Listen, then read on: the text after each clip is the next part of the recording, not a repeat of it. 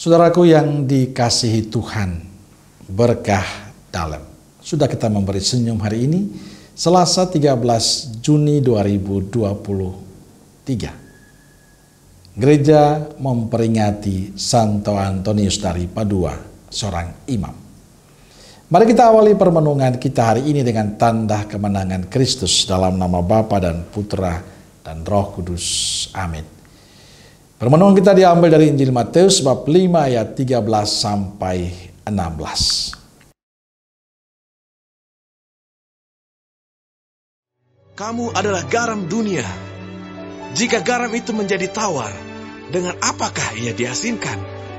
Tidak ada lagi gunanya, selain dibuang dan diinjak orang. Kamu adalah terang dunia. Kota yang terletak di atas gunung tidak mungkin tersembunyi. Lagi pula orang tidak menyalakan pelita lalu meletakkannya di bawah gantang, melainkan di atas kaki dian sehingga menerangi semua orang di dalam rumah itu. Demikianlah hendaknya terangmu bercahaya di depan orang, supaya mereka melihat perbuatanmu yang baik dan memuliakan Bapamu yang di sorga.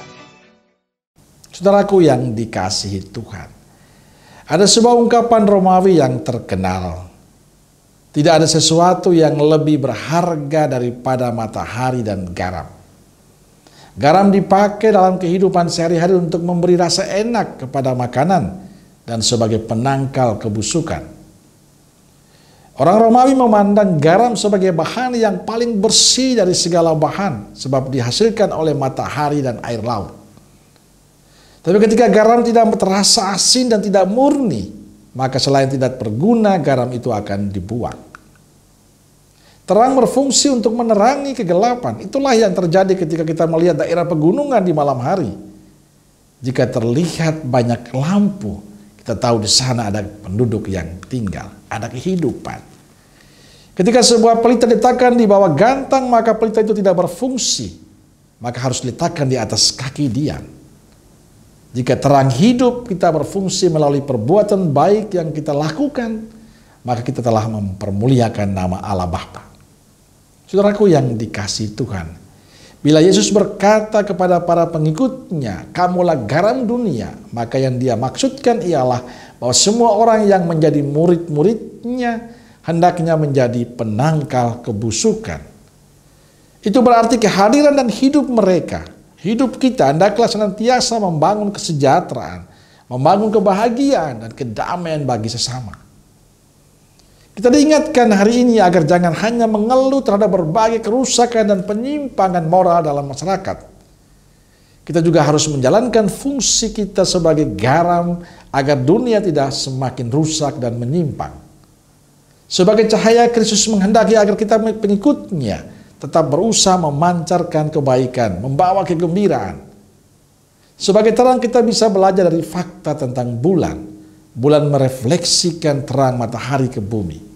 Seperti halnya bulan, kita bukanlah terang yang sebenarnya. Terang sejati adalah Yesus. Kita butuh selalu hidup dalam terang firman Tuhan, supaya kita menjadi terang bagi dunia yang diliputi oleh kegelapan dosa. Kita harus sadar jika cara hidup kita sama persis dengan dunia berdosa, maka kehadiran kita tidak terasa alias tawar. Maka kita harus wujudkan identitas kita sebagai garam dan terang. Kita wujudkan dalam sikap hidup kita yang baik, lewat perilaku kita yang baik, tutur kata kita yang baik. Kita harus tetap menjadi garam dan terang bagi dunia. Itulah panggilan hidup kita, dimanapun kita berada. Entah di dalam gereja kita, di tengah masyarakat, di tempat kerja kita. Setiap orang beriman yang mengaku Yesus, dia hendaknya menjadi terang dan garam yang mampu membawa berkat bagi banyak orang. Amin. Semoga Allah yang Maha Kasih memberkati saudaraku sekalian, Bapa, Putra, dan Roh Kudus. Amin. Keluarga Kudus Nazaret, doakanlah kami. Amin. Berkah dalam.